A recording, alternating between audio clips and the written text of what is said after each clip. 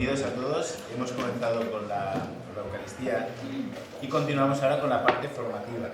Para nosotros es una alegría y un honor tener a Francesc Torralba y a Carme, también amigos de Cataluña, en este día, ¿no? Aceptó nuestra invitación, lo agradecemos también a los cooperadores de la verdad por habernos dejado celebrar el 75 aniversario aquí en el colegio y presentaros pues, por qué vamos a hablar de este tema, ¿no? Francesc Torralba nos va a hablar de la preciosa labor de formar personas libres. Ya veis que en la Eucaristía ha salido la libertad en muchísimas ocasiones, ¿no? En las lecturas. Y hace ya unos 15 años aproximadamente, el libro que me compré fue Explorar el sentido de la realidad. En la Facultad de Magisterio pues estábamos estudiando y cogí este libro. Y en este libro Francesc afirmaba una cosa, ¿no? Que es que el amor está contenido dentro de la libertad y que son inseparables. La libertad empieza allí donde comienza el amor y el amor comienza donde empieza la libertad. Entonces esas frases a mí ya me recuerdo, ¿no? Que dije, mira, fue una cosa que a mí me llamó la atención. Y luego postulaba en este libro una frase que decía: solo quien es libre puede ser liberador. Y esa frase a mí ya me encantó, ¿no? Dice, porque es verdad, es lo que hemos vivido en el Evangelio y lo que hemos vivido nosotros. Dice, solo una persona que es libre es capaz de en su libertad ver en el otro que es esclavo, o ver en el otro la capacidad que tiene de ser libre él también. Hablábamos de los cantos, ¿no? de la espontaneidad de la alegría, ¿no? Pues es verdad que quien está libre en este sentido puede liberar, ¿no? O puede indicar el camino al que libera, que es Cristo, ¿no? Al Maestro en mayúsculas. Entonces, esta libertad y este amor que están juntos ha de estar presente en cualquier acto educativo. Nosotros lo vivimos todos los días en las aulas. Cuando entras en clase, los niños detectan si tú entras en el aula y llevas la verdad del amor impreso en tu corazón, ¿no? Entonces los niños ven eso y decíamos, ¿no? Es atractivo, ¿no? El corazón se te solapa a ese amor que tú estás mostrando, ¿no? Y a esa libertad. Entonces esta frase de solo quien es libre puede ser liberador casa perfectamente con la idea que tenemos en la Asociación de la Educación, con el mensaje evangélico de formar personas absolutamente libres, de lo cual pues, nos va a ilustrar Francesc. Y os presento brevemente porque podríamos estar presentando bastante tiempo. Francesc Torralba es filósofo, teólogo, pronto será su cumpleaños, de aquí un poquito, doctor en filosofía en la Universidad de Barcelona, doctor en teología en la Facultad de Teología de Cataluña, doctor en pedagogía por la Universidad Ramon Llull, doctor en historia, arqueología y artes cristianas en el Ateneo Universitario Sant Pacià, luego amplió estudios en la Universidad de Copenhague, Berlín. Trabaja actualmente de catedrático acreditado en la Universidad Ramon Llull e imparte cursos y seminarios en otras universidades de España y América. Alterna la actividad docente con el oficio de escribir y divulgar su pensamiento. Dirige cátedras, es presidente en comités, revistas, observatorios, miembro, colaborador de un sinfín de asociaciones, radios, periódicos, semanarios, revistas, institutos, comités, como por ejemplo él es miembro consultor del Consejo Pontificio de la Cultura de la Santa Sede, nombrado por el Papa Benedicto XVI. Con más de 1500 artículos, 100 libros, su obra ha sido traducida al castellano, alemán, francés, italiano, portugués, rumano e inglés. Infinidad de premios, reconocimientos. Aun con esto es un gran corredor de fondo, maratón, bicicleta de carrera, montaña, apasionado de la montaña. Lo más importante para el final, es esposo feliz, casado con Carme, gracias Carme, y padre, muy buen esposo, padre de 5 hijos, no sé cómo tienes tiempo para... Y es una gran alegría para nosotros, pero una alegría de verdad, porque nos hacía mucha ilusión que estuvieses.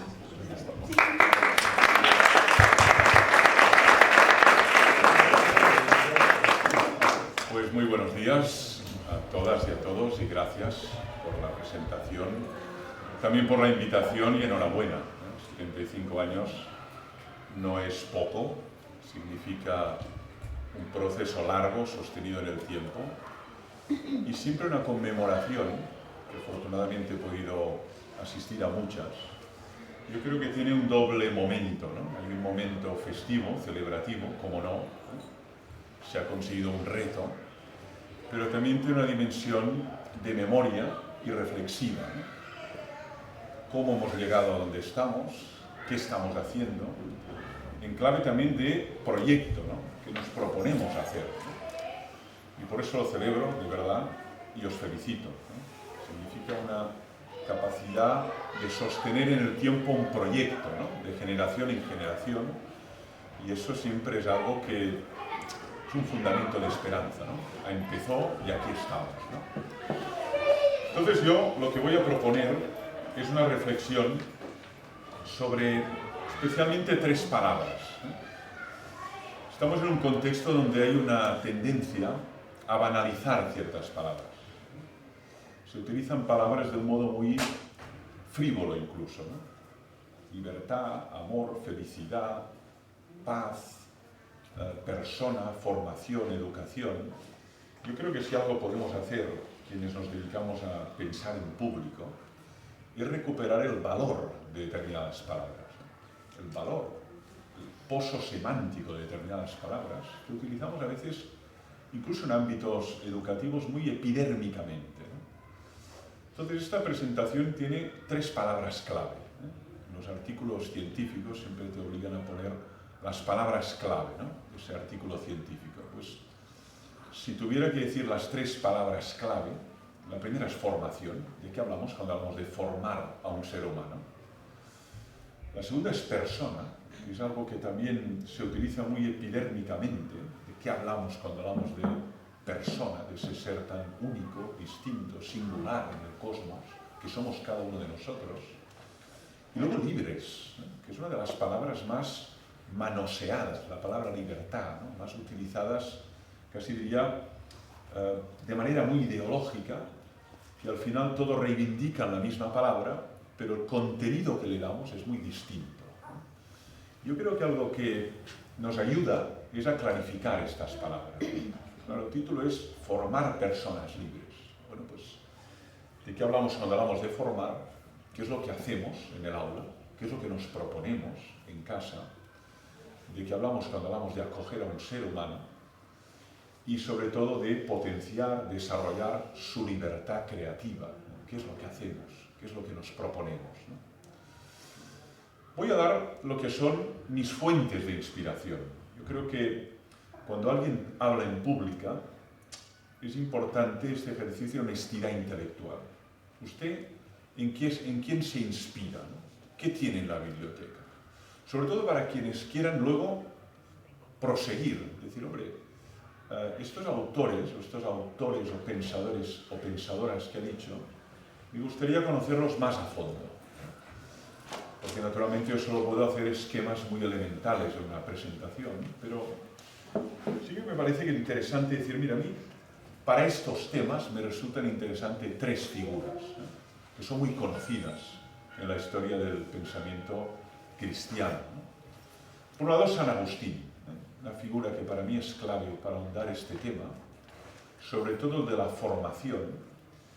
Es un pequeño diálogo que siempre recomiendo a educadores, que es un diálogo menor de San Agustín, que se titula De Magistro, sobre el maestro.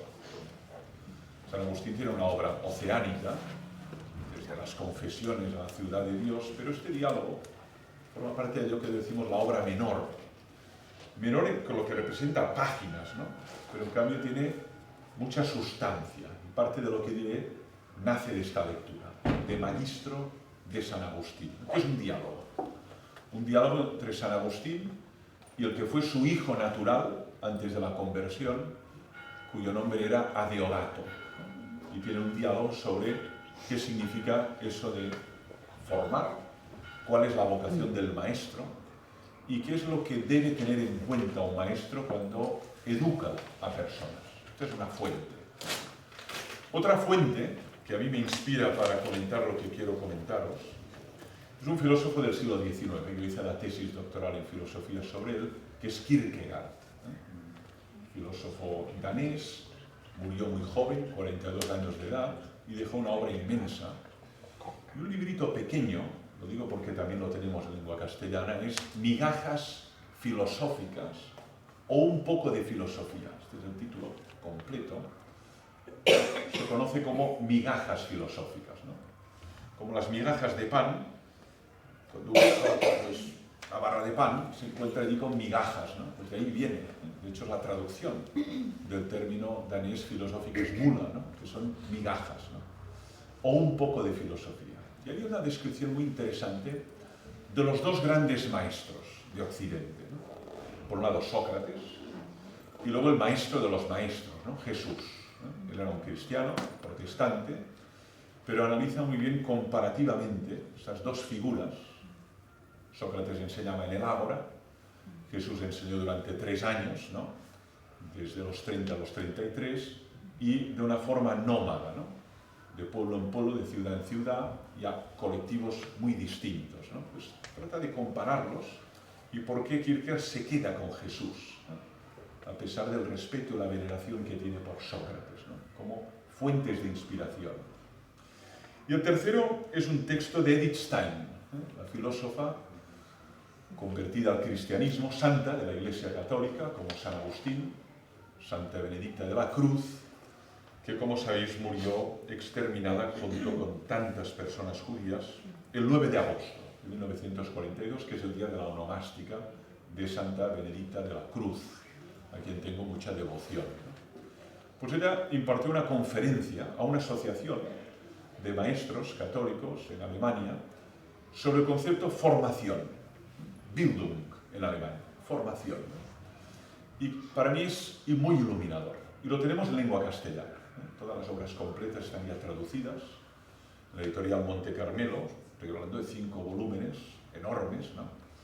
Obra de Francisco Javier Sancho. Nos conocimos en Colonia, estudiando alemán, y él vino allí con la pretensión de traducir toda la obra de Edith Stein, y lo ha hecho.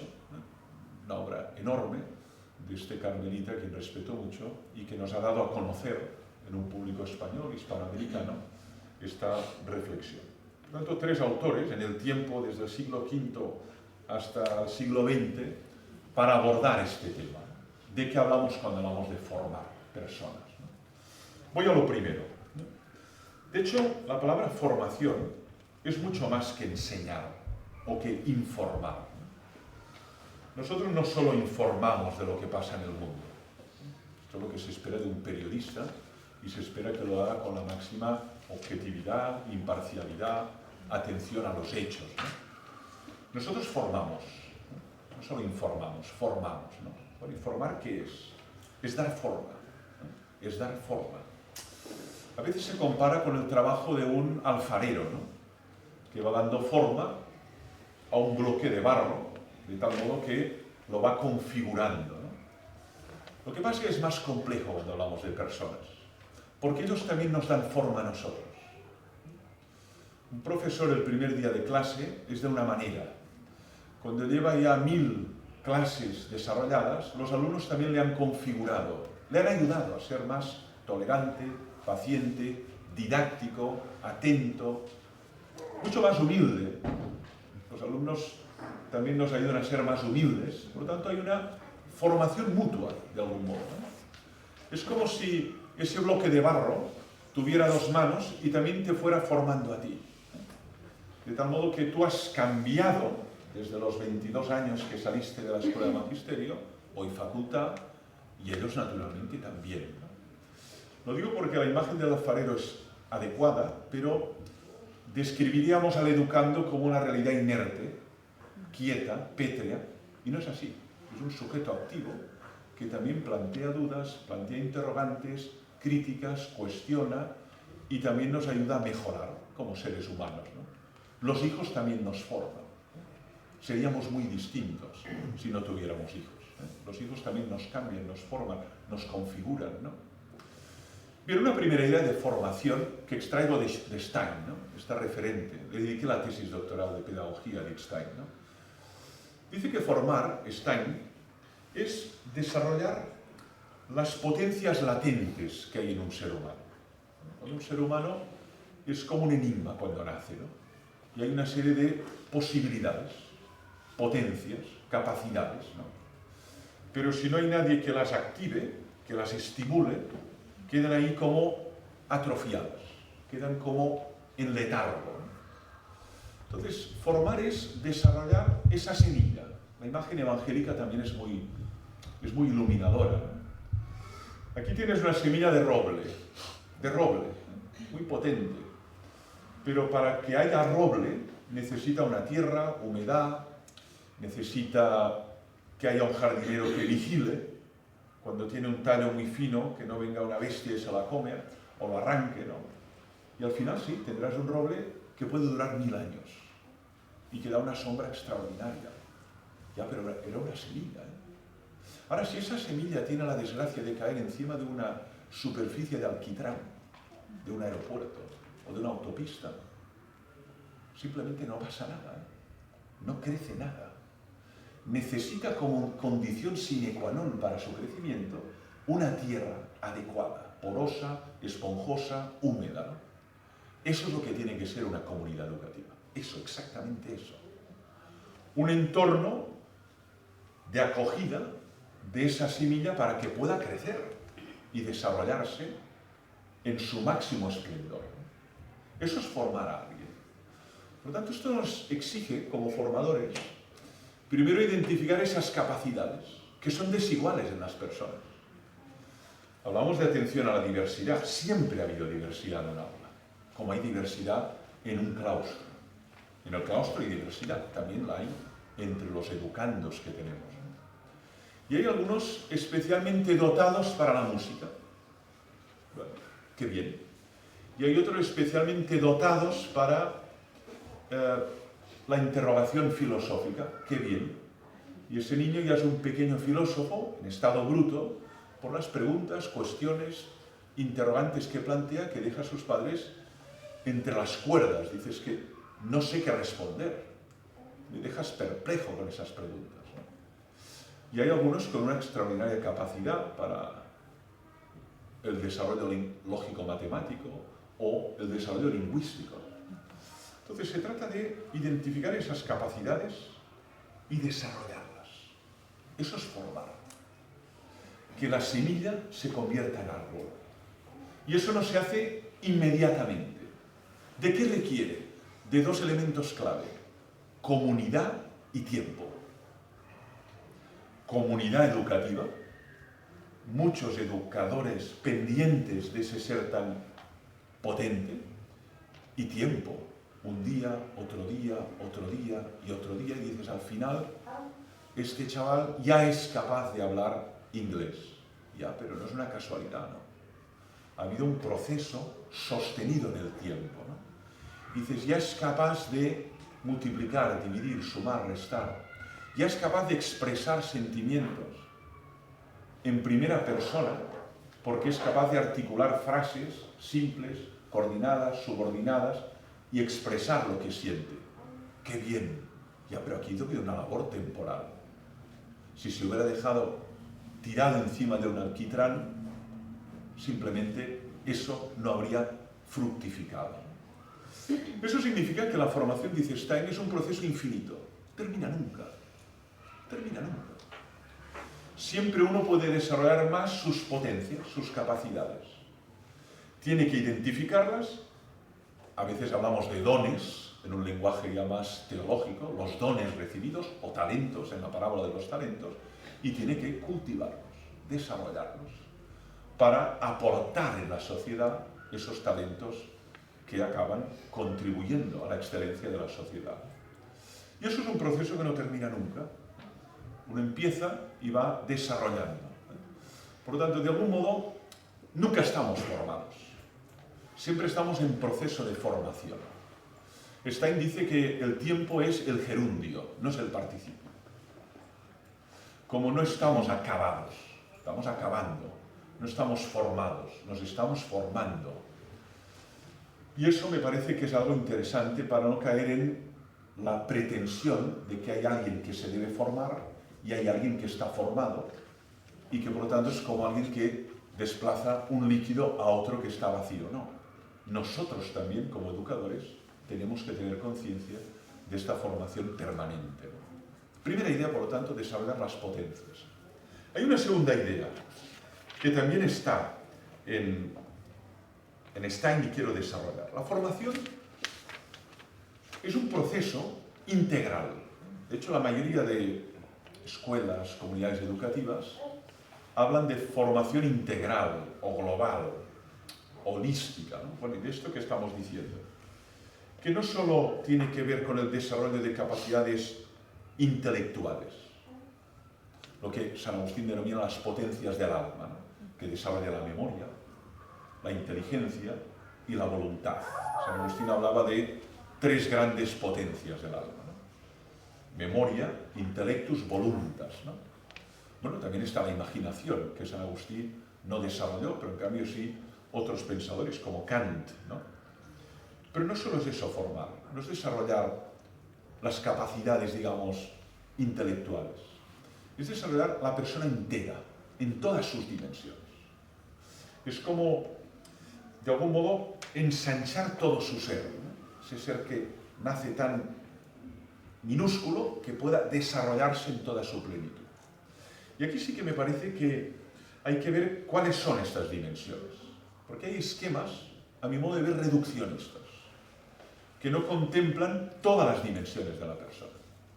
Se quedan con dimensiones muy visibles, pero no tratan las dimensiones invisibles, ¿no?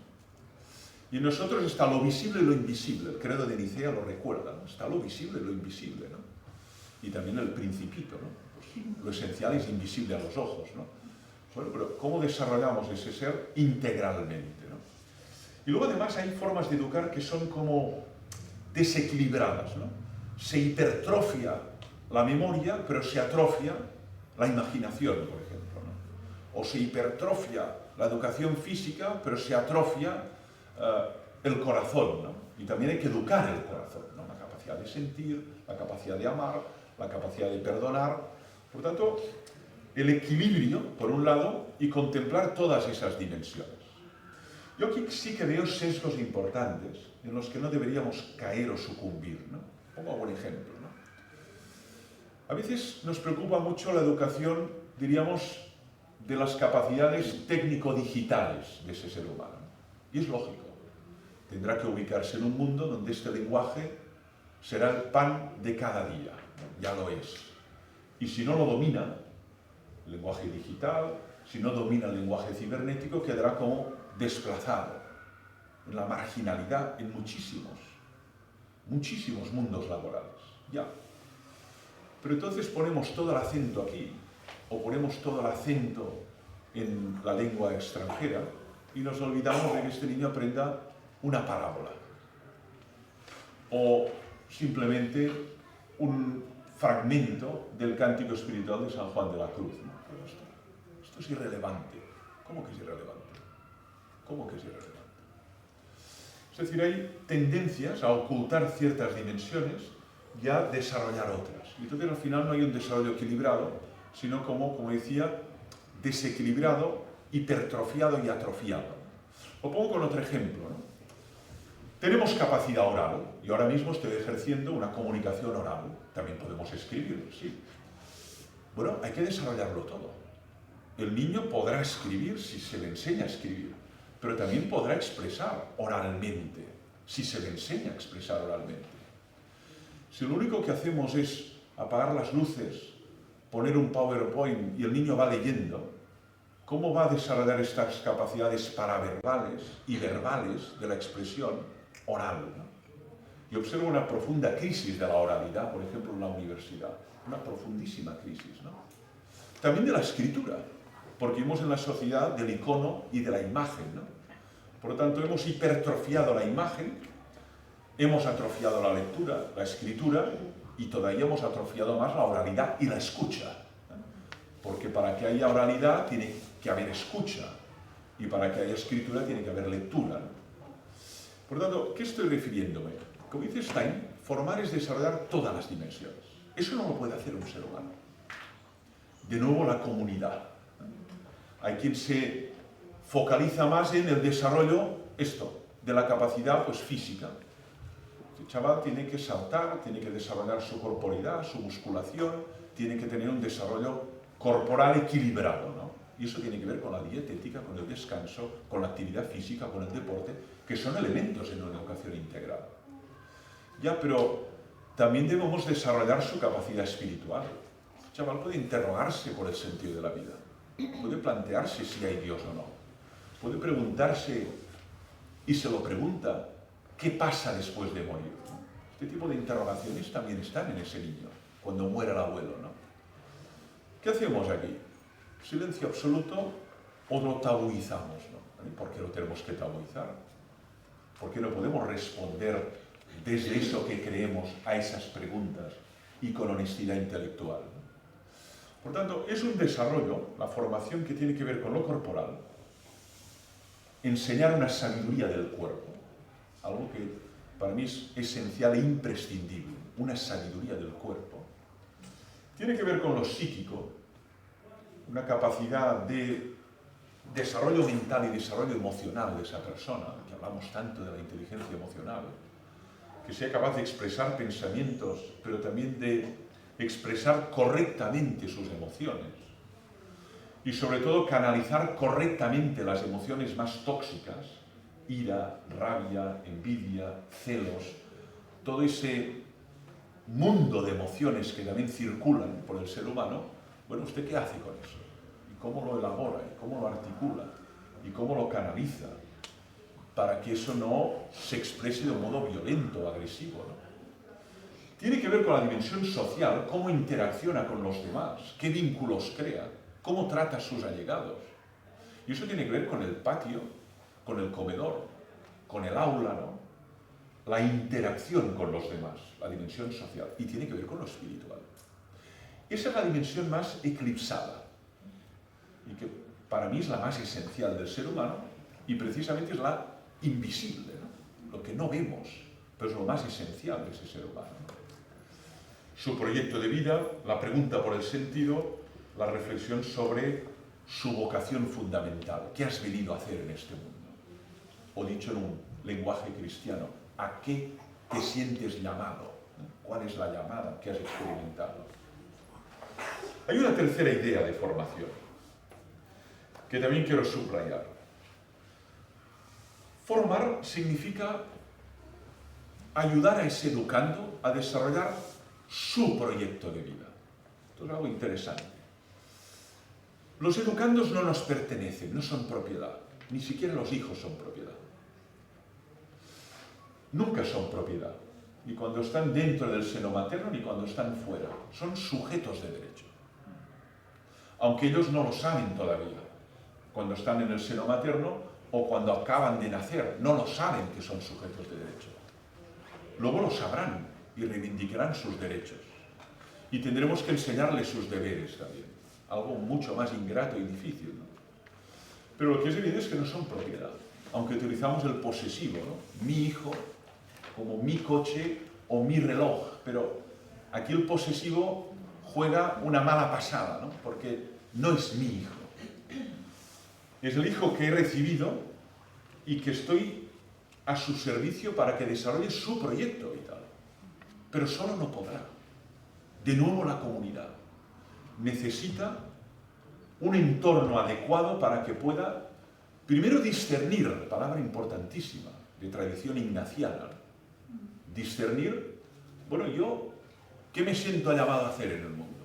¿Alguien me puede ayudar a clarificar mi vocación? Antes se hablaba del discernimiento vocacional, que no necesariamente es religiosa, ¿no? Mi vocación como maestro, mi vocación como... Yo tuve la gran suerte, pequeña coda autobiográfica, ¿no? Y hice ciencias puras en COU, física, mates y química, ¿no? Y tuve un profesor de filosofía que fue como un despertador.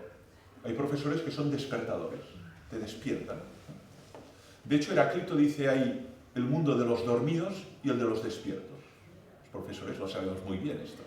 Dices, algunos están permanentemente dormidos. Y el profesor tiene que despertar, ¿no? Activar, ¿no? Bueno, pues despertó esta vocación. Y tuve que discernir. Dice, bueno, yo me veía en un laboratorio con bata blanca y haciendo, pues, fármacos, y después de este encuentro, el encuentro puede cambiar la trayectoria de un individuo, observé que no. Yo me siento llamado a pensar en público y a hacer pensar y a reflexionar sobre cuestiones de fondo, ¿no?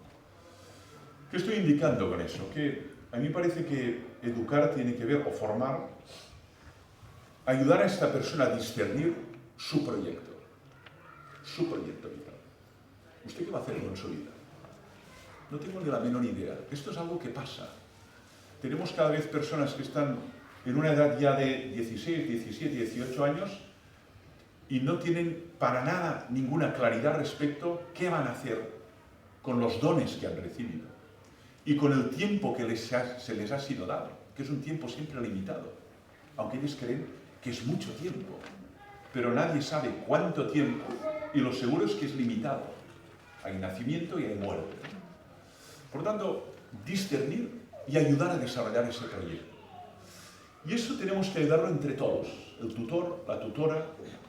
Mira, yo veo que tú tienes una especial inclinación por ayudar a los demás. Cae un niño en el patio, te acercas, renuncias a tu recreo, le llevas a enfermería. Tú tienes una capacidad, una vocación natural, ¿no? Con natural en ti ayudar. Hay profesiones de ayuda, desde enfermería, medicina. Igual ahí es un filón para realizar esta inclinación que tienes y puedes ayudar a tantas personas. En cambio, lo que veo en ti es que tienes una enorme capacidad para el humor. Hace reír a todos. Sin proponértelo. Todos teníamos algún amigo en el colegio que caricaturizaba a los profesores y cuando hacemos una cena después de 20 años es también el elemento que nos hace reír. Dice, oye, tú tenías este carisma, este don, lo has desarrollado y eres un humorista extraordinario. Y también necesitamos personas que nos hagan reír. Personas que nos hagan pensar y personas que nos hagan reír. También lo necesitamos. Entonces, cuando una persona es capaz de identificar ese proyecto, su vida es fecunda, aporta, se siente, lo que decimos, realizado.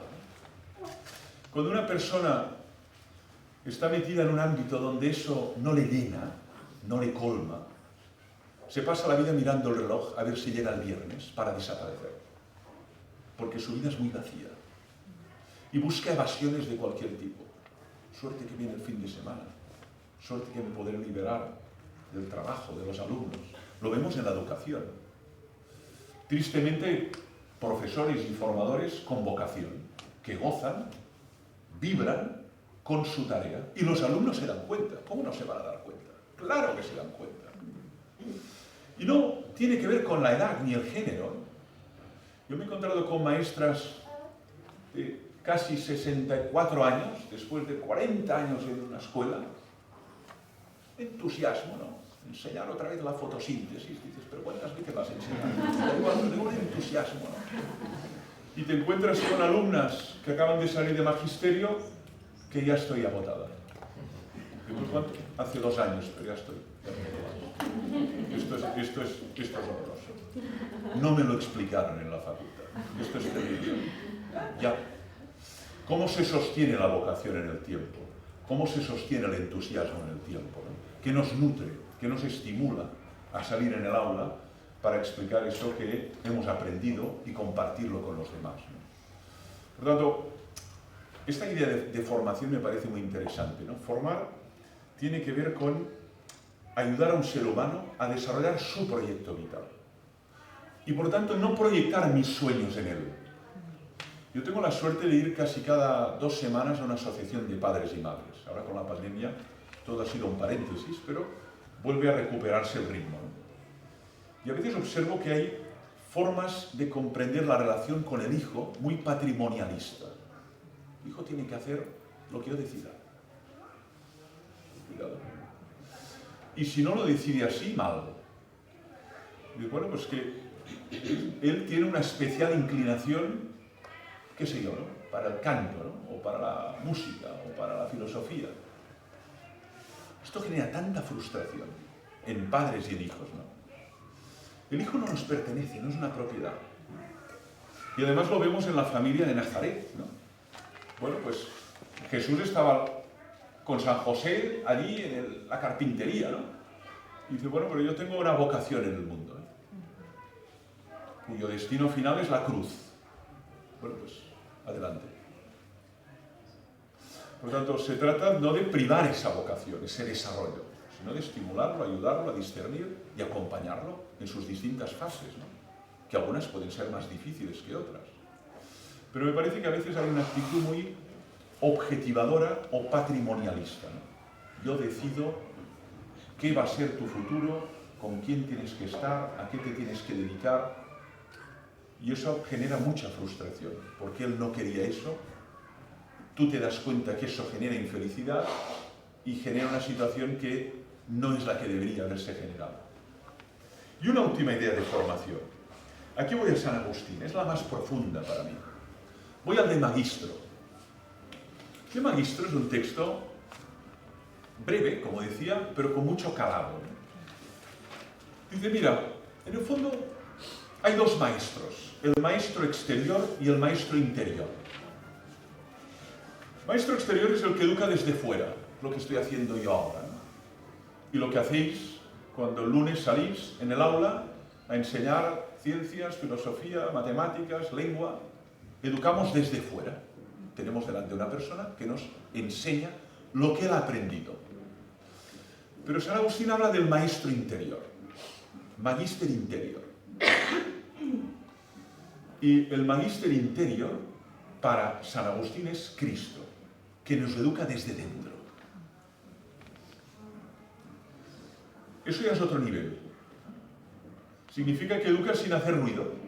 Desde dentro te educa, te forma. ¿Qué tiene que hacer el maestro exterior? Dice San Agustín. Dice, tiene que preparar el encuentro entre el educando y el maestro interior. Esta es su tarea. Es una tarea prolegomenal, de prefacio. Porque en el fondo es como de preparación, es preparatoria. La fe es un encuentro.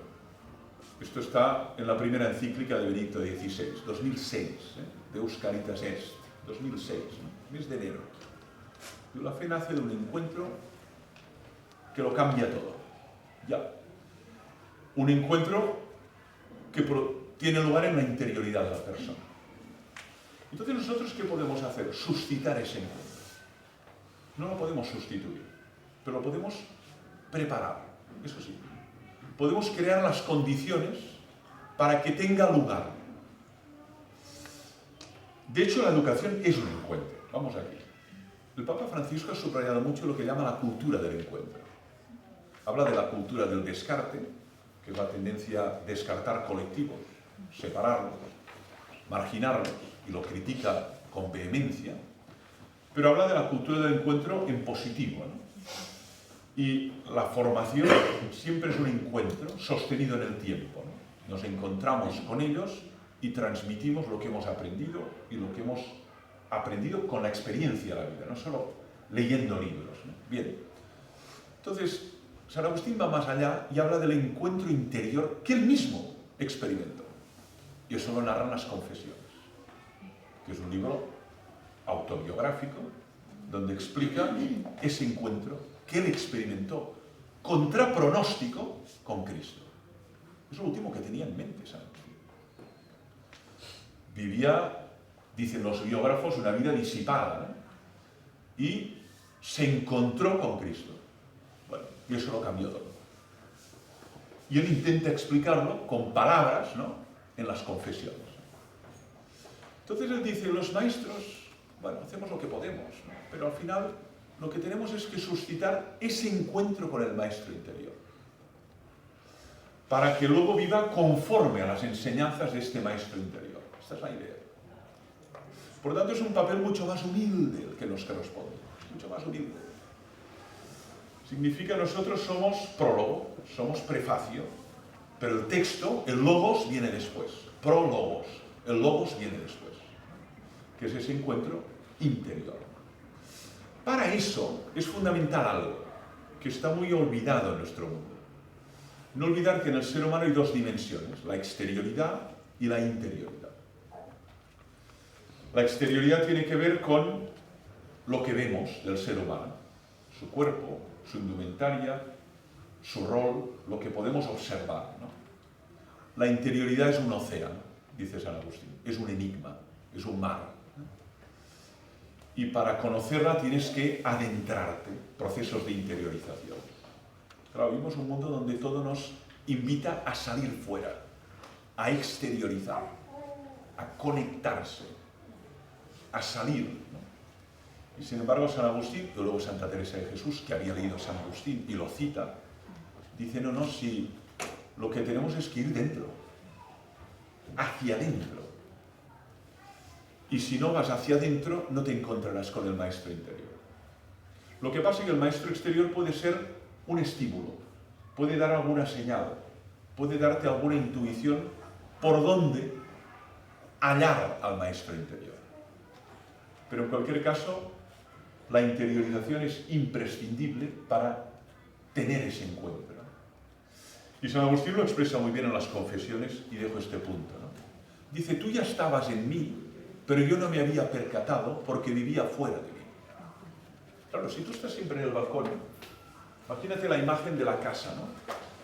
Santa Teresa utiliza la imagen del castillo interior, ¿no? Y dice, hay algunos que siempre están en el balcón, mirando quién pasa. Mira, mira. Pero nunca se han dado media vuelta para indagar las moradas del castillo. Y para Santa Teresa hay 7, y en la última habita el señor del castillo. Bien, la última, tienes que recorrer 6. Por lo tanto, si tú te quedas fuera, ignoras profundamente tu ser, ignoras profundamente quién hay dentro de ti y qué espera de ti. Y eso es lo que San Agustín intenta explicar. Por eso hablamos del filósofo de la interioridad y del pedagogo de la interioridad. Hoy hay proyectos de educación de la interioridad, en muchos ámbitos educativos, pero también son muy distintos. Algunos es una interioridad vacía, no hay nadie en el castillo, me he paseado por todas las moradas, pasillos, el desván, subterráneo, no he encontrado a nadie, como en el castillo de Kafka, no hay señor. Y otros pensamos que la interioridad está habitada y que en el fondo del castillo está Dios. Y por lo tanto que allí te sostiene, te nutre, te inspira, te mantiene, especialmente en las horas donde todo se desmorona. Entonces yo creo que en un entorno especialmente educativo en la vida cristiana hay que suscitar una pedagogía de la interioridad habitada. Dice San Agustín, Christus docet intus. Christus enseña dentro o desde dentro. Nosotros enseñamos desde fuera, no estamos dentro. Y dice, te conoce mejor de lo que tú puedes conocer. Dado que está en el fondo de ti mismo, te conoce mejor que tus padres, que tus amigos, que tu esposa, porque está dentro. Por lo tanto, si logras conectar con Él, vivirás conforme tu esencia, porque te conoce desde lo más íntimo. Nadie te conoce así. Nadie. Bien.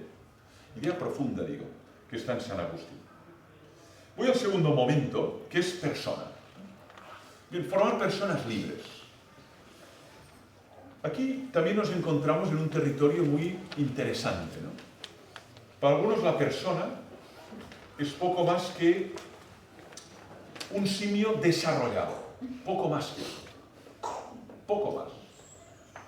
Y dan muchos argumentos, por ejemplo el argumento del mapa genético, ¿no? Lo decía un filósofo amigo en la universidad, dice, es que el 96,8% de los genes de un orangután son exactamente iguales que los nuestros. Digo, sí, y dice, hombre, ¿no tienes bastante argumento para darte cuenta que somos casi simios, con un poco más de verticalidad, menos pelo, más masa encefálica, pero al fin y al cabo, no te hagas ilusión, Storalba, no te hagas ilusión. Por lo tanto, por un lado hay la tendencia a situar a la persona humana en la cercanía del animal, en la cercanía de los grandes simios, bonobos, orangutanes, chimpancés, gorilas, ¿no? Las grandes simios. Pero también hay otra tendencia, que es acercarlo mucho a la máquina dotada de inteligencia artificial. Dice, bueno, es que al final estas habilidades que dice que son tan humanas, las hacen estos artefactos con más velocidad, sin error, sin cansancio, por lo tanto, hasta cierto punto somos máquinas frágiles, pero máquinas, o somos simios. y en ese terreno se disuelve la identidad humana. Pero a mí me parece que es fundamental al menos identificar tres elementos aquí, ¿no? Cuando hablamos de formar personas, ¿no? La primera es el carácter único y singular de cada uno de nosotros. Esto Kierkegaard lo subraya mucho, la singularidad. No hay nadie igual. Eso casi genera, como diría, pasmo, ¿no? Pensar que no ha habido nadie como tú en toda la historia y que no habrá nadie como tú en toda la historia que venga luego. Y es la idea de la unicidad. Y de hecho, aquí hay muchas personas que también tenéis hijos, ¿no? Dices que cada hijo es único también. No es la mera prolongación de sus padres. No es una nota a pie de página de sus padres, ¿no? Es un ser singular, único. Y eso significa que no se puede sustituir, ¿no? Se puede sustituir una lata, ¿no? Puede sustituir un ordenador, ¿no? Pero la persona es insustituible. Por eso su ausencia nos duele tanto. Porque es la muerte de un ser único. Bueno, pero hay otras personas, sí, pero él no. Se suple la función, no la persona. Un profesor se jubila, sí, claro. Tienes derecho a jubilarte, ¿cómo no? Y llegará otro. Pero el modus operandi, la manera como enseñaba, la manera como educaba, la manera como trataba, era su manera. Ahora otro seguirá explicando filosofía. Sí, en efecto, es así. Tanto la función se suple, la persona no. Por eso, esta idea de unicidad, para mí, nos separa de la máquina, sobre todo. Nos separa de la máquina. Las máquinas son muy veloces en el cálculo y en el desplazamiento. Pensar en un ave, ¿no? Pero por otro lado, esta unicidad es algo muy singular, que significa que hemos sido creados únicos para hacer obras únicas también. Y queremos ser tratados como sujetos únicos, no en masa, no uniformizados, ¿no? Esto es faltar a la dignidad de la persona humana, todos en bloque. El nombre que le damos a alguien es ya denotar esa singularidad. Tú te llamas María, y tú José, y tú Juan, ¿no? Singularizamos esa presencia, ¿no? Cuando tratas al otro masificadamente o uniformemente, simplemente deterioras su dignidad. Primera idea, por lo tanto, la unicidad. Segunda, que me parece clave, ¿no? Cuando decimos persona, decimos un ser capaz de actos libres. San Agustín hablaba de capax libertatis. Capaz de actos libres. Ahora hablaré de cómo educar o formar personas libres, ¿no? Es capaz. Otra cosa es que prefiera vivir como un esclavo, pero puede vivir libremente. Fromm ya nos hablaba del miedo a la libertad, ¿no? Pero puedes vivir libremente, ¿no? Por lo tanto, eso para mí es otra de la distinción fundamental, ¿no? La máquina está programada, cumple con un programa, ejecuta. El animal desconoce el reino de la libertad. Está en el reino de la necesidad o en el reino de lo instintivo, ¿no? Ahora el ser humano es capaz de trascender la instintividad. Es decir, bueno, voy a renunciar a mi vida por mi hijo. Voy a renunciar a mi vida por la vida de este ser humano que acabo de conocer, Maximiliano Kolbe, en Auschwitz, ¿no? Y el instinto de supervivencia, que no lo tenía Maximiliano Kolbe, claro que lo tenía. Pero por encima de ese instinto está el amor. Dijo, bueno, este señor es padre de familia, si él falta, muchos lo van a notar y habrá una ausencia, voy a dar mi vida por él. Me intercambio por él, mátenme a mí. Bueno, esto es lo que llamamos un ser transinstintivo, va más allá de lo instintivo, ¿no? O cuando renuncias a comer, o cuando renuncias a, por un fin que consideras superior, ¿no? La vida monástica, por ejemplo, tan criticada, tan ironizada, tan objeto de sarcasmo, ¿no? Pues es el ejemplo de que el ser humano es transinstintivo. Puede plantearse un proyecto que trasciende el instinto meramente de supervivencia, o el instinto sexual, o el instinto de comer, ¿no? Por tanto, uno, ser único; dos, ser libre, o capaz de actos libres. Y el tercero para mí es clave, que es un ser capaz de amar. Capax amoris, decía San Agustín. Es capaz de amar. Pero eso también tiene que educarse. Es decir, esta capacidad está allí, pero como no sea educada con el ejemplo, la mímesis, queda como atrofiada. Entonces alguien me dice, bueno, ¿y esto cómo? Porque bueno, una cosa es enseñar a leer y a escribir, pero enseñar a amar, ¿esto cómo se hace, no? Naturalmente requieres de referentes. Requieres de referentes en tu inmediatez, ¿no? Como todo. Como la palabra. ¿Cómo aprendemos a hablar? No nos sentamos y estudiamos gramática y sintaxis. Escuchamos a nuestra madre hablar y repetimos fonemas. Y hablamos de la lengua materna, que no has decidido tú. Y te encuentras hablando una lengua. Luego viene el colegio y te dicen, esto es un sustantivo, un adjetivo, esto es un adverbio, esto es una subordinada. Te estructuran y te lo explican, la composición lingüística, pero tú ya hablas. Porque has aprendido por mímesis, ¿no? Como la oración, ¿no?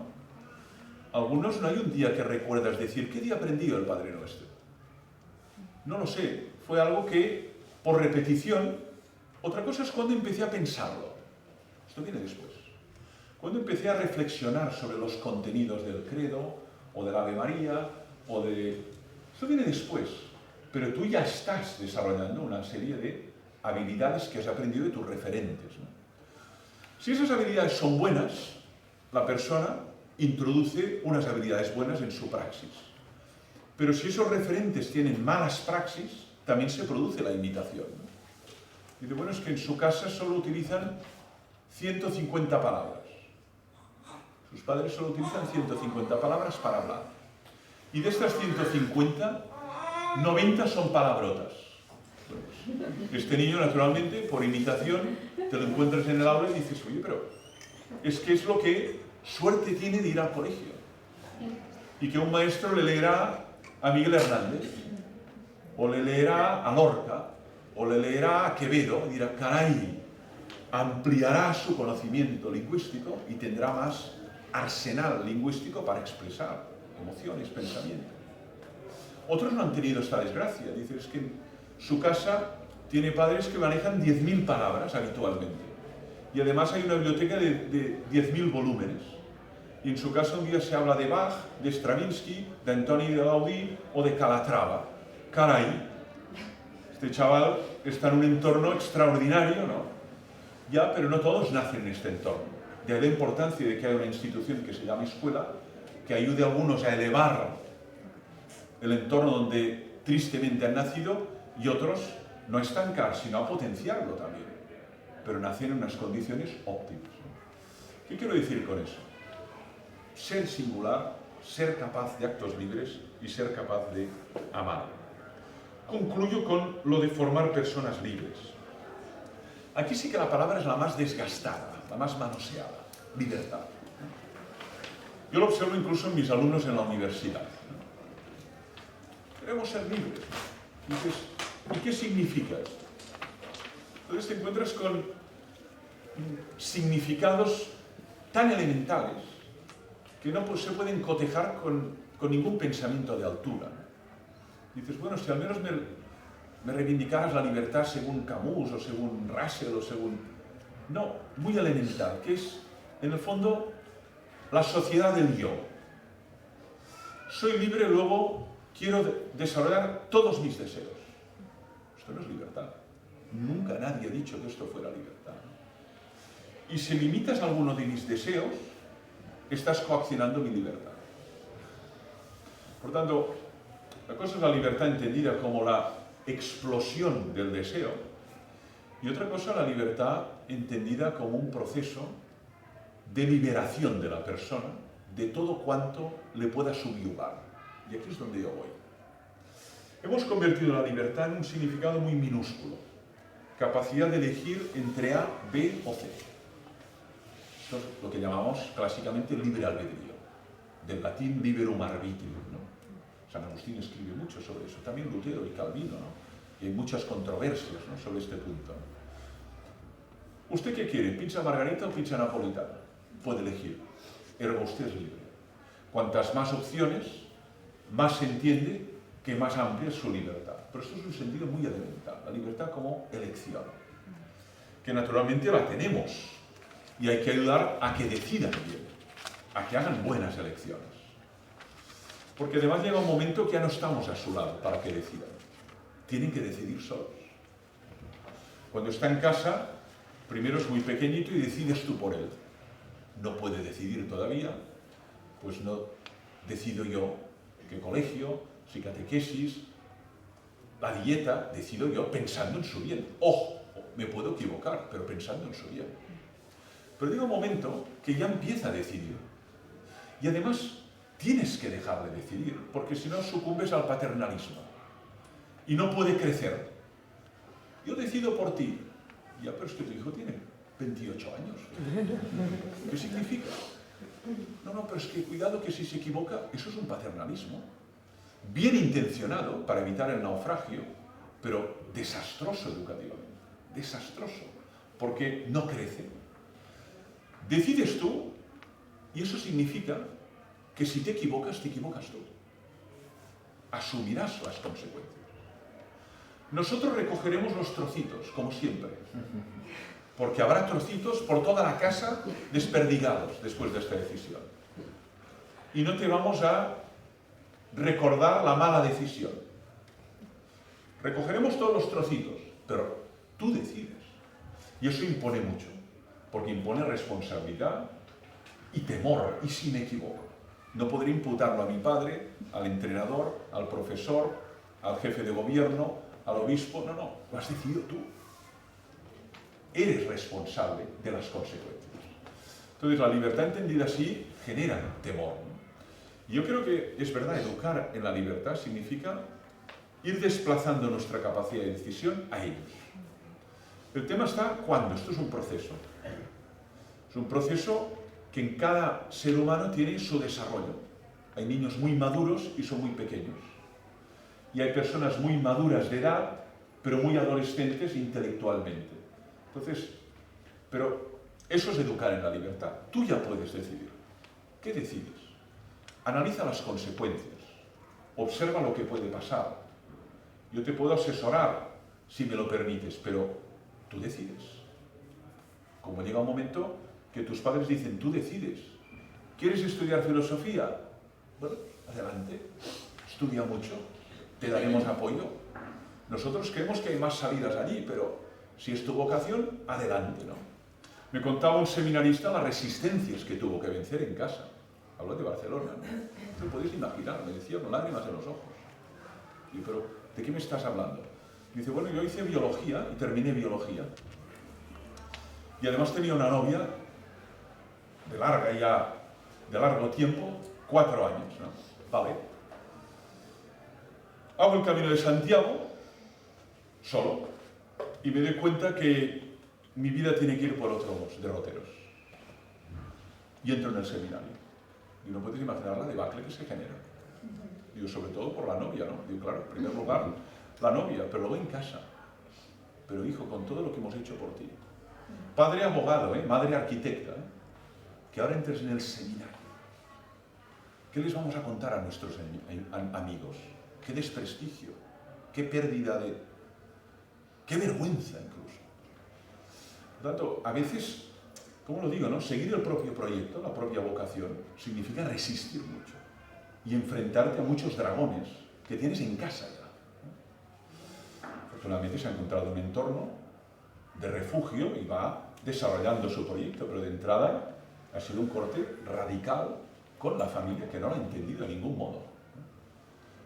O sea, es ayudarle a tomar decisiones y asumir consecuencias. Y finalmente es un proceso de liberación.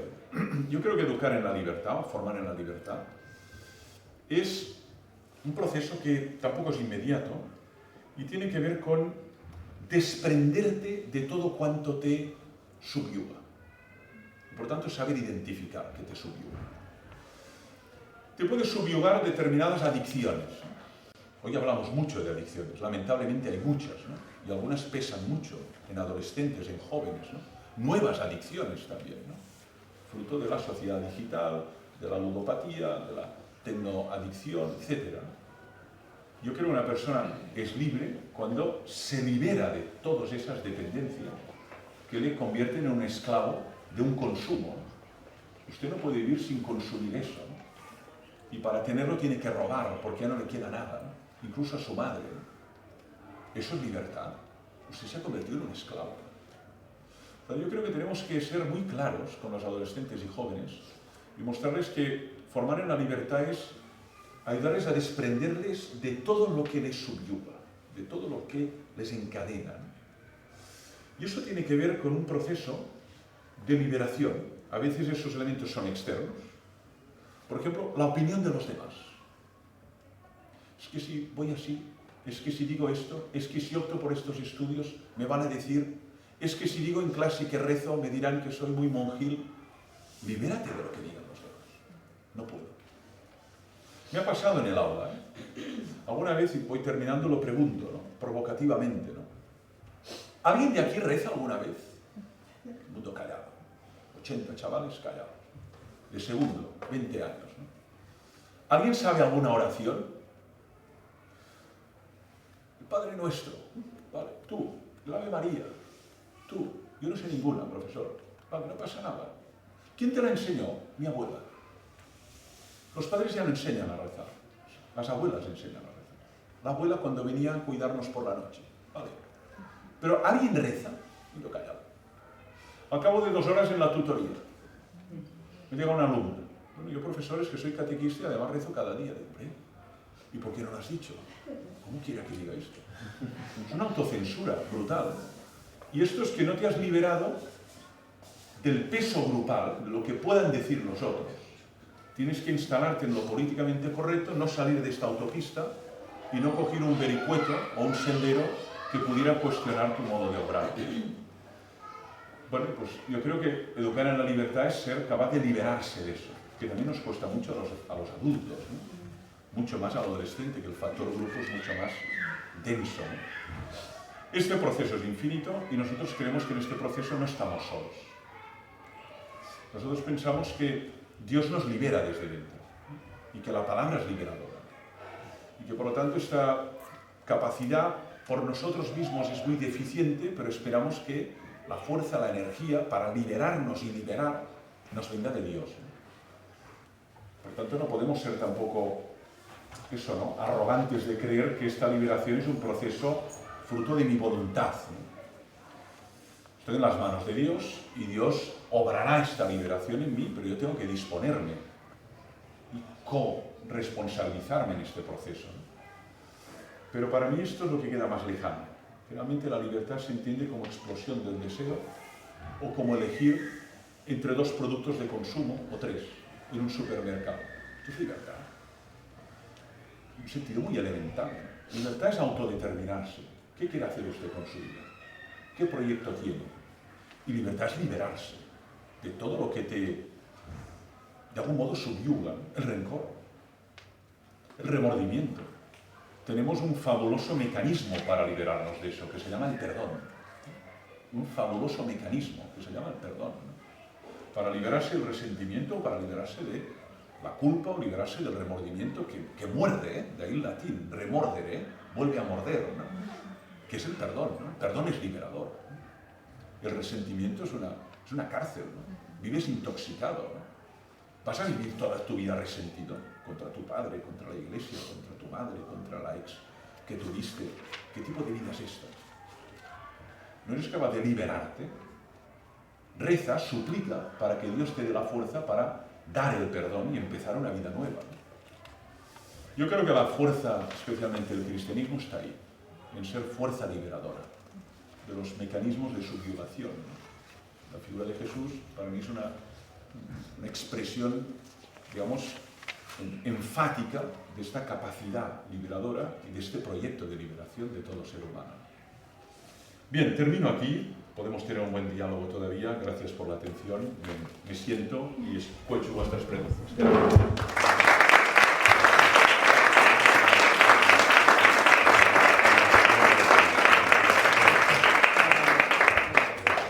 Pues nada, muchas gracias. Los que queráis hacer preguntas, levantad la mano. Allí hay una. Sí, a mí es que este último tema sobre el debate en el aula sobre, bueno, no sé si usted lo ha llegado a realizar con sus alumnos, el debate en el aula sobre la libertad, ¿cómo lo lleva a cabo en el aula? O sea, me interesa esto porque tengo justo pues jóvenes en estas edades y sí que me gustaría hacerse debatir. Mira, yo lo he llevado cada año al aula y en grupos grandes, de 80, de 90 personas, de 20 años, de 18 años, de 19. Y la verdad es que yo veo dos momentos en este debate. No llega a los 45 minutos, pero es una de las sesiones que yo espero más y que además me da más juego, ¿no? La primera es de construir esta visión que tienen de libertad. Nietzsche decía que el instrumento para filosofar es el martillo. Bueno, pues a veces sí, ¿no? Hay que romper prejuicios, tópicos, estereotipos, ¿no? Y por tanto, provocativamente decirlos, ¿esto es la libertad a la que aspiráis? ¿Ese teléfono móvil vuestro? ¿Esto es lo único que aspiráis en la vida? Qué triste, ¿no? Qué miserable, ¿no? Pizza margarita o pizza napolitana, ¿esto es la libertad? O es un sentido muy elemental de libertad. Dice, ya está bien elegir, pero luego voy al segundo, que es el proyecto, o la autodeterminación, ¿no? Personal, ¿no? ¿Qué proyecto tenéis, no? O sea, la vida como una obra artesanal que se construya a partir de múltiples decisiones, ¿no?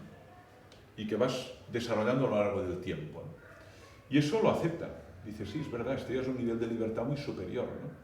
Y digo, hombre, de hecho vosotros ya habéis hecho lecciones importantes, estáis aquí sentados, estáis construyendo un proyecto, queréis ser graduados en periodismo, luego tendréis el deseo de trabajar de periodistas, luego de emanciparos, casaros, igual fundar una familia, ¿no? Todo esto es un proyecto vital, ¿no? Y ahí se trata de desarrollarlo desde la propia singularidad, ¿no? No vida de clon, ¿no? Voy a copiar la vida de otro, ¿no? ¿Qué tipo de vida es esta, no?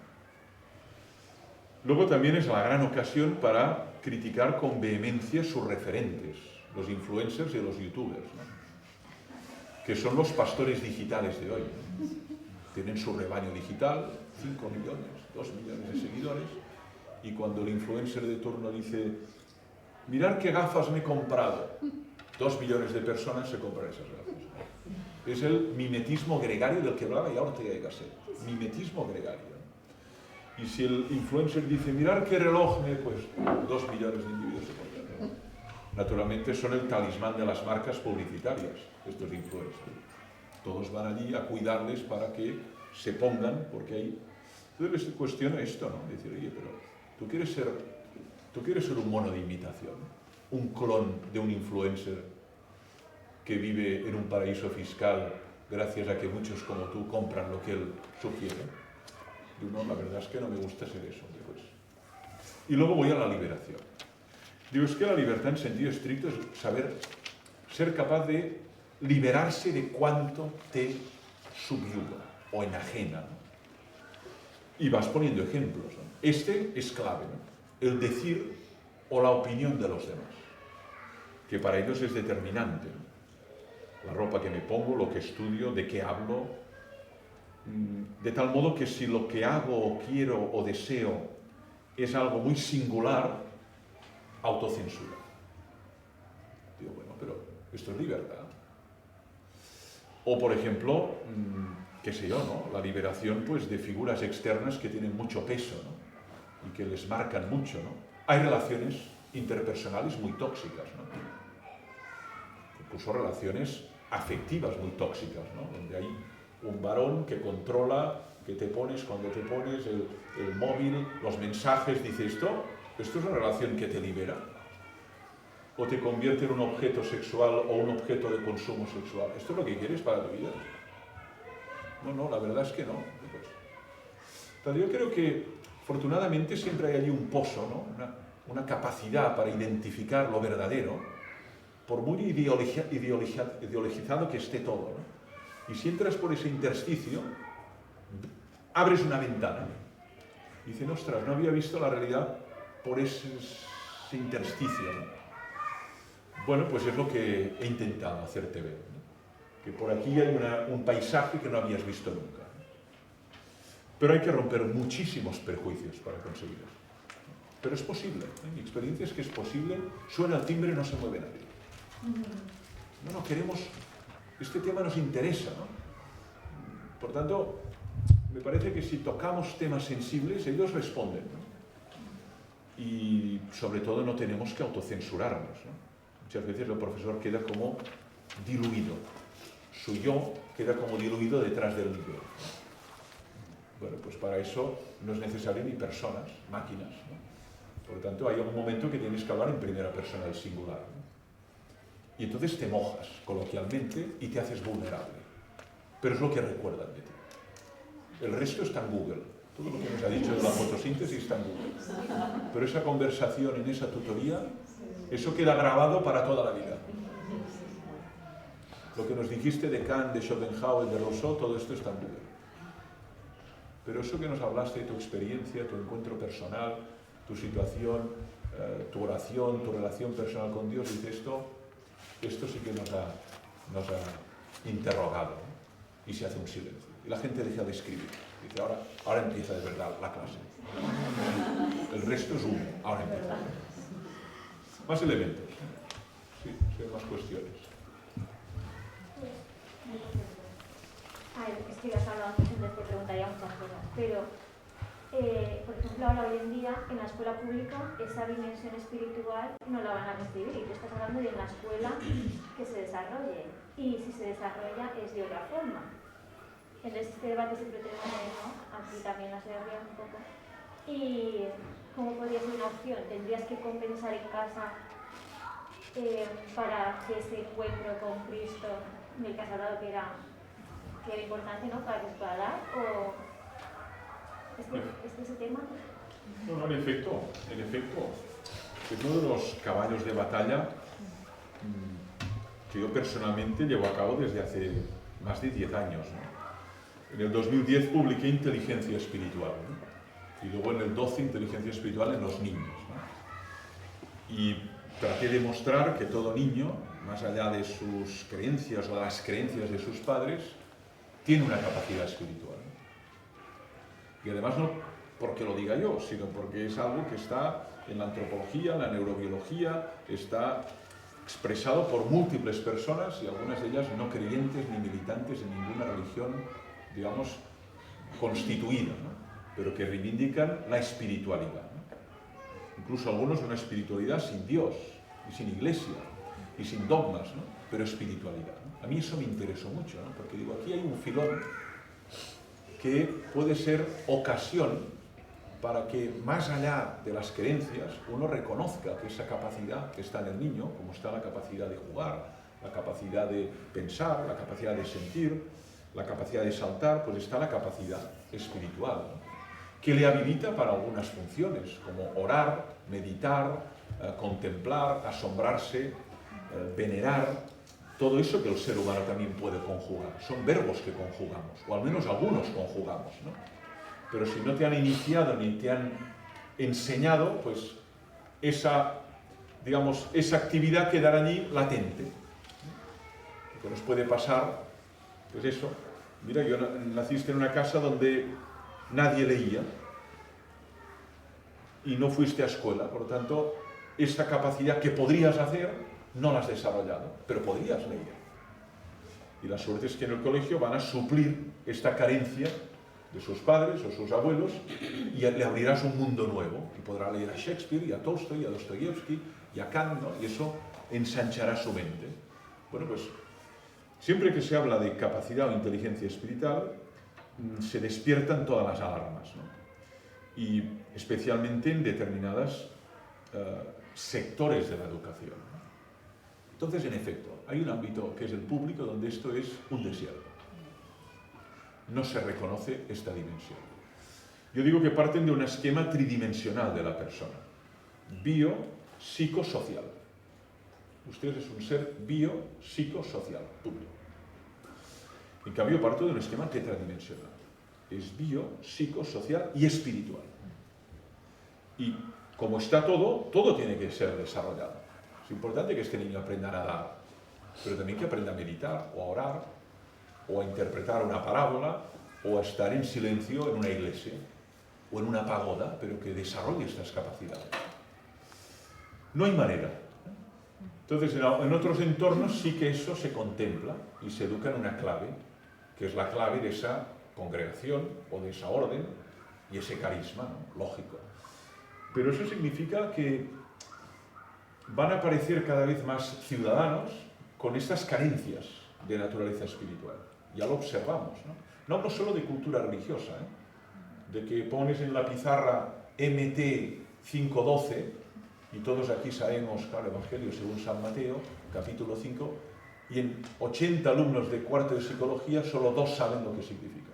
2. Cuarto de psicología, 2. No hablo de esto, Esto es un déficit de cultura religiosa. Yo hablo de la potencia espiritual, la capacidad de interrogarse por el sentido, de contemplar la realidad, de interiorizar, de tomar distancia de tu vida, evaluarla, analizarla, de interrogarse por Dios, de meditar. Todas estas capacidades las tenemos, pero si no se desarrollan quedan embrionarias. Y eso es lo que está ocurriendo, ¿no? Es lo que llamamos el analfabetismo espiritual. Antes había analfabetos que no sabían leer y escribir, pero rezaban en su casa. Hoy tenemos analfabetos espirituales que saben programar y manejarse por las redes bien y fácilmente pues te reservan un hotel por internet, pero no saben desarrollar estas actividades de orden espiritual que son genuinamente humanas. Que hay unas carencias enormes, que va a tener sus consecuencias en el futuro, seguro. Más elementos, si hay. Sí, Eduardo, delante. Desde un punto de una supuesta libertad, que es lo que estamos viendo ahora,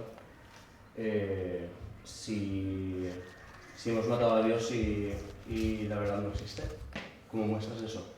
Sin violentar. Hay que violentar, sí o sí, pero ¿cómo? Claro. Este es el tema, ¿no? El tema es que otra de las palabras malditas, ¿no? O palabras que generan una montaña de anticuerpos es la palabra verdad, ¿no? La palabra...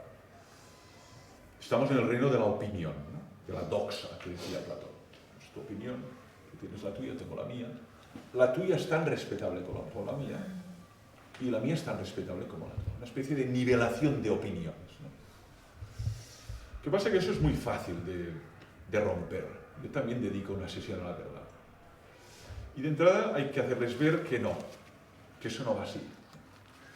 Que si ese señor lleva 30 años en un quirófano y tiene delante un cuerpo humano y al otro lado estoy yo, y este señor tiene que, o tenemos que decir qué tiene esta persona, y él lo palpa y lo explora, todos los alumnos entienden que él, el cirujano, estará más en lo cierto que yo, porque lleva 30 años en eso. Por tanto, que no todas las opiniones valen lo mismo. Y si usted, pues, qué sé yo, lleva 25 años lidiando con adolescentes, ¿no? Y ahora hay un problema allí de una conducta disruptiva de un adolescente, pues es muy probable que su opinión sea más calificada, sea más verdadera, que la de un individuo que trabaja en un geriátrico hace 30 años y que lidia con personas de 80 a 100. Esto lo entienden todos, ¿no? Entonces, de entrada hay que romper de nuevo el tópico, ¿no? Romper. Violentar, si tú quieres. Romper, ¿no? Tópicos muy establecidos. Todo vale lo mismo, no. Ni hablar de eso. De eso, ni hablar. Ni hablar. Es decir, en todos los niveles, ¿no? Dicen, hombre, esta palabra tiene más peso, tiene una autoridad, ¿no? Porque lo conoce, lo ha vivido, lo ha experimentado, ¿no? Es otro ejemplo, ¿no? La vida monástica. Yo puedo hablar de la vida monástica. Bueno, he leído la regla de San Bruno, la regla de San Benito, he leído las constituciones de la Compañía de Jesús, que celebramos 500 años, pero no he vivido nunca en un monasterio. Ahora, si viene un benedictino que lleva 30 años, o un dominico, silencio, a callar y a escuchar, cuando habla de la vida monástica. Aún así puede haber discrepancia entre dos, pero su opinión tiene un peso muy superior a la que yo pueda tener, porque ha pasado por ello. Santa Teresa de Jesús dice una frase muy valiosa, ¿no? Y la repite en varios textos.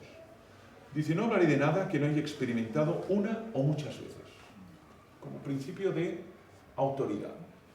O sea, no hablaré de oídas, o de lo que he oído en una tertulia, de lo que he leído en un periódico, de lo que ha dicho un youtuber. No, te hablaré de lo que he vivido. Y cuando hablas desde ahí, hay una verdad. El otro puede no haberlo vivido y dirá, bueno, yo no sé de qué me estás hablando, de acuerdo, lo entiendo. Pero yo te hablaré de lo que he vivido. Y eso que he vivido me da autoridad para poderlo decir. Si no lo has vivido, usted habla de oídas. Entonces el testimonio tiene mucha importancia en este sentido. Pero tenemos que romper tópicos, en efecto, ¿no? Porque todo vale lo mismo, no, todo vale lo mismo, no. Y esta persona sabe de lo que habla, ha tenido esta experiencia. La muerte de un hijo, yo no puedo hablar de esto, afortunadamente, pero puedo hablar de lo que es adoptar a un niño. Uno de mis 5 hijos, mi esposa está aquí presente, es un niño adoptado, de Ucrania precisamente. País del que hablamos estos últimos 60 días tanto, ¿no? Por tanto, hombre, usted está más calificada para hablar de lo que es la adopción de alguien que por primera vez lee en un informe lo que es adoptar a un niño. Por aquí entramos. Y luego eso, la experiencia personal. Ahora es verdad que el otro, si no lo ha vivido, fácilmente lo va a desautorizar. Esto es verdad. Y eso hay que contemplarlo, ¿no? Si a Jesús le siguieron algunos, pero muchos no. Eso hay que contemplarlo. Es decir, expresó, mostró, yo soy el camino, la verdad y la vida, pero muchos dijeron, bueno, pues nosotros no te seguimos, y otros sí. Por tanto, a mí eso siempre me consuela. Si a él le pasó eso, ¿qué nos va a pasar al resto, ¿no? Cuando expresamos lo que queremos, ¿no? Pues que algunos dirán, eres un farsante, usted es un fanático, usted es un dogmático, esto es imposible de vivir. Bueno, yo doy testimonio de lo que he vivido. No puedo hacer más. Y ese testimonio es verdad, no me lo invento. No es una conjetura, ¿no? Es lo que hace Edith Stein cuando se convierte. Una mujer inteligente, en un contexto protestante, de familia judía, que se convierte al cristianismo, leyendo precisamente Santa Teresa de Jesús. Cuando cierra Vida de Santa Teresa de Jesús, dice esto es la verdad. Y claro, su entorno queda perplejo. Dice, pero bueno, la primera mujer que defiende una tesis doctoral en la historia de filosofía, una de las mentes más prodigiosas que entre en la Iglesia Católica. Perplejidad, su madre naturalmente, madre judía, enfadada con ella, y el entorno no nos lo explicamos. Y ella intenta explicarlo. Pero bueno, algunos les persuade y otros dicen, esta mujer se ha perdido, está en otro universo. Eso hay que contemplarlo. Ahora, yo diría que más que violencia hablaría de deconstruir prejuicios y de persuadir con el testimonio personal. No hay más. Imponer siempre tiene malas consecuencias. Genera anticuerpos y respuestas contraproducentes. Es mi experiencia.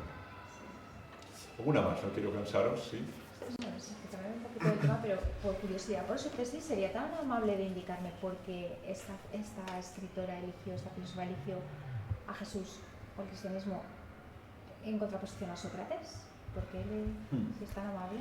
Sí, ese es Kierkegaard, que subraya, dice, y en esto no se equivoca, yo creo que no, los dos grandes maestros, ¿no?, de Occidente, Sócrates y Jesús, ¿no?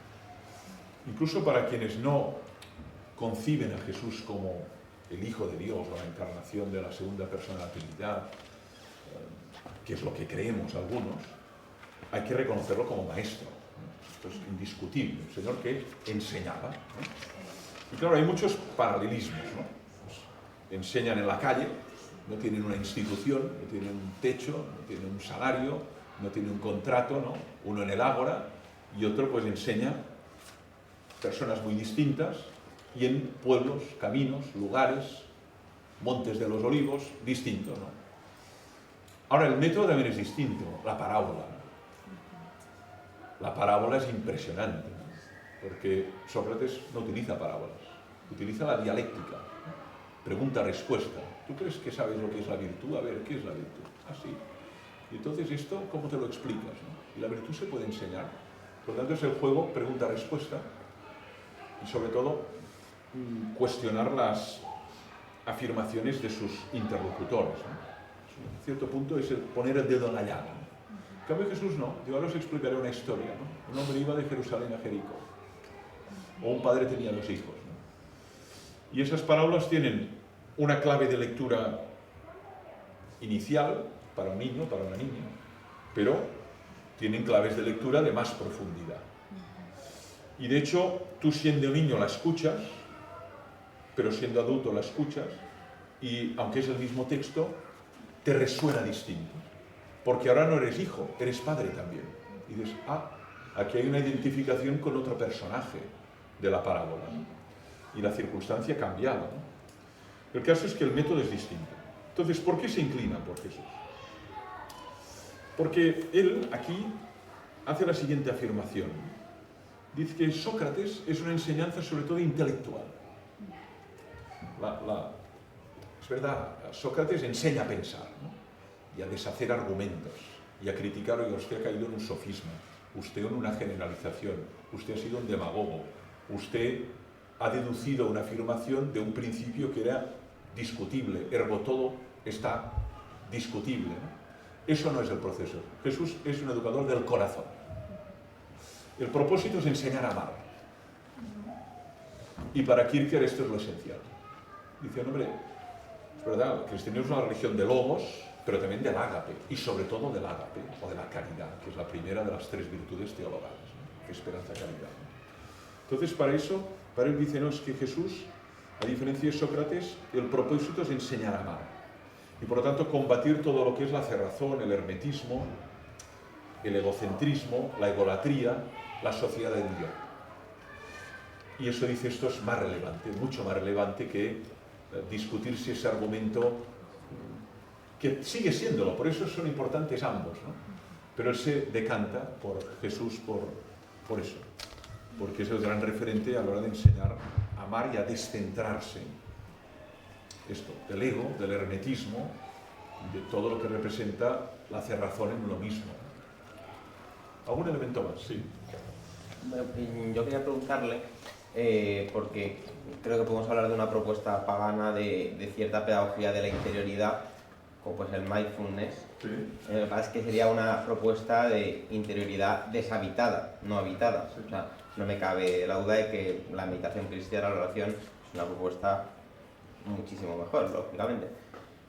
Pero sí que quería preguntarle su opinión respecto a este tipo de propuestas.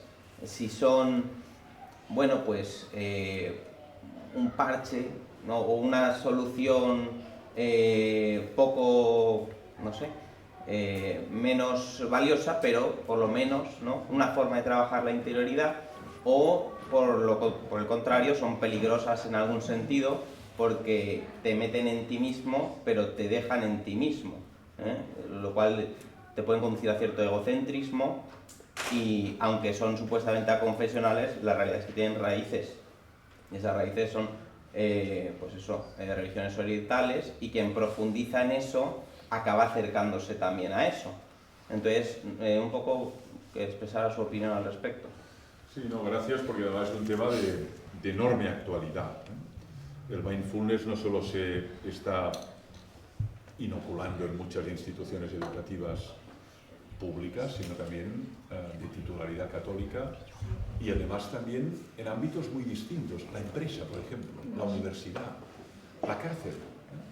Estaba hace poco en una defensa de tesis doctoral en que colateralmente apareció este tema de cómo la práctica del mindfulness en determinadas galerías de una cárcel pues tiene efectos muy positivos desde el punto de vista de reducción de la conflictividad, de la agresividad, de un clima mucho más armónico entre los digamos reclusos, como naturalmente otras cosas, pues el deporte, el teatro, el canto, este tipo de actividades que muchos educadores sociales desarrollan dentro de un centro de reclusión. Pero el mindfulness apareció allí como un elemento pacificador, armonizador, y que, bueno, pues evitaba todo tipo de fenómenos de agresividad, de violencia, y por tanto se subrayaba, es decir, hay que extenderlo, y hay que técnicos de mindfulness, o coaches, así les llamamos, o gurús, ¿no?, puedan ir y ayudarles a desarrollar estas prácticas de receptividad, de atención plena, o lo que llamamos mindfulness, ¿no? Entonces, sí, en efecto, ¿no?, como todo no puede ser un análisis frívolo, ¿no? Y en efecto, el mindfulness, más allá de la palabra anglosajona, pues tiene un trasfondo, tiene un trasfondo. Entonces, yo diría que desde el punto de vista del apaciguamiento y desde el punto de vista de tener la hiperactividad, y en una sociedad tan hiperestimulada en la que estamos, ¿no?, donde el niño va recibiendo estímulos de todo tipo y se le dice que tiene que hacer muchas cosas, introducir esta interrupción, ¿no?, y generarle un espacio, especialmente si no hay un entorno, pues como una capilla, como un entorno adecuado, pero un espacio para que se detenga, ¿no?, eso de entrada es positivo, ¿no? Lo que pasa es que a veces se mezclan determinadas, digamos, transmisiones ideológicas muy subliminalmente que pueden configurar un pensamiento y pueden, digamos, a lo que decimos, marcar la forma mental de esa persona, ¿no?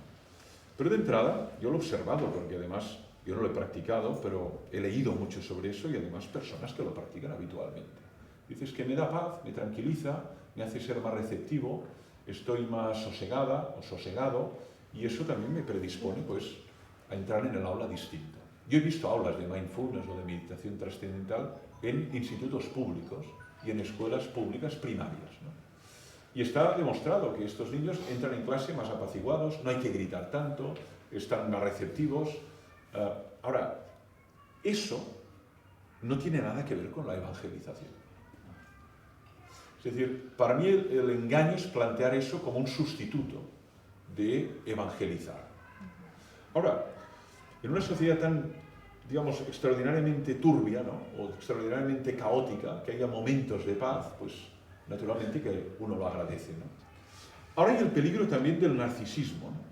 Es decir, que al final el objetivo sea convertir la espiritualidad en una práctica antiestrés, ¿no? Y la espiritualidad cristiana o te abre al otro y al prójimo o no es verdadera espiritualidad. Es decir, aquí hay como un principio de verificación para mí, ¿no? Es decir, si tú practicas mucho la espiritualidad, pero te olvidas de tu hermano, del refugiado, de la viuda, del pobre, del indigente, mira, perdona, esto no va. Es una espiritualidad cristocéntrica, nuestra espiritualidad tiene como centro a Cristo, que me abre al otro. Y por tanto me descentra y me olvido de mí mismo. Niégate a ti mismo, ¿no? En cambio, a veces hay estas formas de cultivo que lo que llevan es una especie de narcisismo, ¿no? ¿Cómo estoy? ¿Estoy bien? ¿Estoy mal? ¿Estoy apaciguado? ¿Estoy tranquilo? ¿Tengo la mente en paz? Bueno, pues que la pregunta del cristiano no es esta, es ¿cómo está el otro?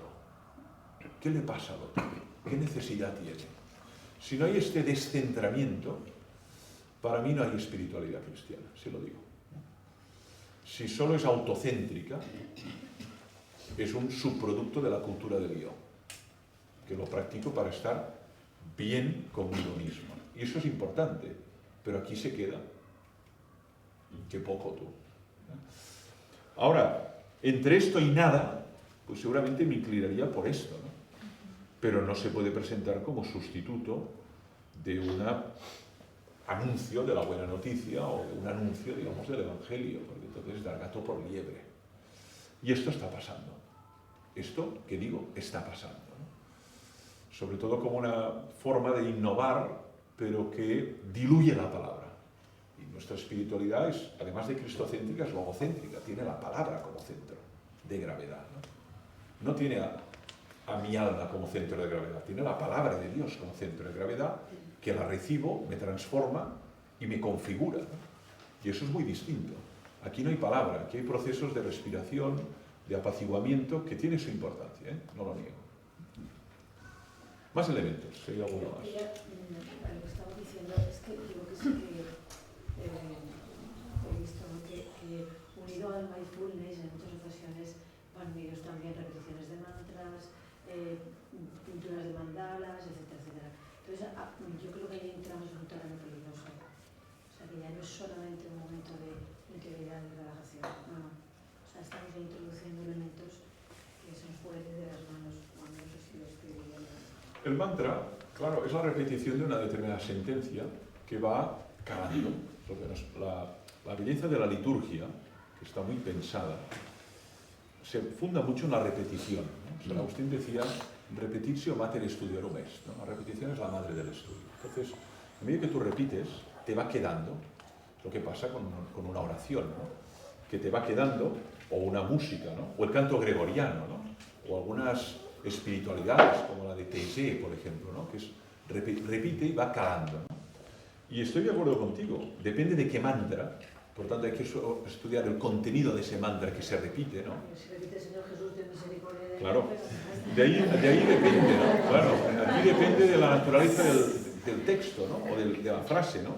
Porque si es, bueno, pues, que esto, ¿no? La verdad os hará libre, o frases, decir, bueno, donde hay caridad y amor, allí está Dios, bueno, pues, vale, va calando, ¿no? Claro. Entonces el tema es ver qué tipo de mantra se repite y en entornos públicos o en entornos ya claramente confesionales que dices, oye, esto enlaza con nuestra misión, visión, vocación, con nuestra historia, con nuestro carisma, o es una especie de elemento artificial o impostado que da un barniz pseudo-oriental y que da la imagen de snob, pero poco más que eso. Yo creo que hay que innovar, pero sin perder las raíces. Esto es un trabajo muy, muy difícil, ¿no? Es decir, bueno, están las raíces, están 500 años, 200 años, en algunos casos 1000, pero ahora este lenguaje ya no llega, ¿vale? Vamos a tratar de traducir esto en un lenguaje que pueda ser comprensivo. Esto no es fácil, ya lo sabemos, pero ese lenguaje ya no llega. Pero lo que no se puede hacer es una especie de atajo y decir, bueno, ahora te pongo otras frases que no tienen nada que ver con esta tradición. Entonces, simplemente has negado una historia, una tradición que ha sido ininterrumpida durante 200, 300, 500 años, ¿no? Aquí hay una gran responsabilidad, en efecto. Pero hay mucha desorientación, caos, miedo, temor y a veces falta creatividad. El Papa Francisco nos anima a ser muy creativos en estas traducciones. Es decir, hay que ser audaz, hay que arriesgar también en estos procesos de comunicación, ¿no? Lo que no podemos es repetir fórmulas que no enganchan o que repitiéndolas observas que no se comprenden. Entonces hay que hacer una gran pedagogía y a veces falla esta pedagogía. Más elementos, ¿hay alguno más? ¿Sí? Yo quería hacerle una pregunta como madre, si me permite. Ha empezado prácticamente hablando de que para formar al educando hace falta comunidad y tiempo. Y yo ahora, mi hijo el mayor tiene 4 años y me están diciendo muchos maestros y pedagogos que yo tengo muy de referentes, que, la típica frase de ahora, ¿no? Que lo importante no es la cantidad sino la calidad con respecto al tiempo. Entonces yo quería preguntarle su opinión. Sí, sí, conozco esta afirmación, ¿eh? No estoy de acuerdo. Ambas cosas son relevantes, ¿no? Pero me parece que es una excusa. Me parece que es una excusa, ¿no? Precisamente porque para configurar hábitos hay que repetir mucho. Eso es cansado si lo hace uno individualmente. Es verdad. Estoy cansado de repetir que las cosas se piden por favor. Estoy cansado de repetir que cuando llega la abuela a casa, te levantas del televisor, vas al recibidor, la saludas y te olvidas de la pantalla, que primero son las personas. Ahora, la repetición da frutos. Dice, hombre, al final dice las cosas por favor y sabe agradecer. Y otros dicen, qué suerte has tenido. No, suerte no. Lo he repetido hasta la saciedad. Suerte no, no es una casualidad. Es decir, me parece que no, que dice, bueno, con poco basta. No, para que cuaje, para que realmente cale, hay que repetir mucho. Lo sabe también un profesor. Lo sabe muy bien un profesor. Es decir, no tenemos el don de la inmediatez, que con una vez ya basta. Nos lo tienen que repetir. Y eso también pasa desde el punto de vista cívico, ¿no? Nos tienen que repetir pues, que hay que pasar en verde, que no hay que pasar a estos de 60 por hora, y aún así, multa, sanción, ¿no? Porque tendemos a la transgresión. Entonces, a mí me parece que no. Lo que pasa es que eso requiere tiempo, comunidad y dedicación. ¿Y cuál es la tendencia? A delegar. De esto se encarga el colegio. Entonces, me dedico a trabajar y de esto se encarga el colegio. Un error terrible, ¿no? Porque entonces la maestra dice, bueno, de todo no me puedo encargar, ¿eh? Aquí me están encargando con unas responsabilidades que ya, vaya, trascienden lo que es mi rol, ¿no? Porque usted simplemente ha delegado todas esas tareas, ¿no? Y eso pasa mucho. Entonces aquí empiezan a haber tensiones entre la comunidad escolar y la comunidad familiar, ¿no? Pero en efecto, hay que estar mucho tiempo y hay que estar unido a otro con criterios semejantes, que esta es la otra, ¿no? Porque si hay criterios distintos, entonces el mensaje también es contradictorio, ¿no? Uno puede ser muy permisivo, el otro puede ser muy estricto, y naturalmente el permisivo es el bueno de la película, siempre, evidentemente, ¿no? Y el restrictivo es el malo y es el verdugo, ¿no? Tiene que haber pacto de criterios y persistencia en esa transmisión, y al final da fruto. Aunque, como dice Stein, hay resistencias distintas. Como todo en los materiales, hay personas más porosas, más permeables, que dices, fíjate, esta con pocas repeticiones ya lo ha entendido, ¿no? Que la habitación se deja ordenada, o que hay que saludar a la abuela, o que hay que aguantar la puerta cuando pasa una persona, o que hay que preguntar, ¿alguien quiere este bistec? Antes de salir con el tenedor y hacerte con él, ¿no? Pero esto es un aprendizaje alrededor de una mesa, ¿no? Entonces, este ya lo ha aprendido. El otro tiene 15 años y todavía, parece mentira, parece que esté en el metaverso, porque siempre hemos dicho lo mismo, ¿no? Por lo tanto, hay resistencias distintas, eso también es verdad. Porosidades distintas, a todos nos ha pasado esto, pero la repetición es clave. Muy bien, no quiero cansaros, Eduardo, si cierras. Que me ha cansado.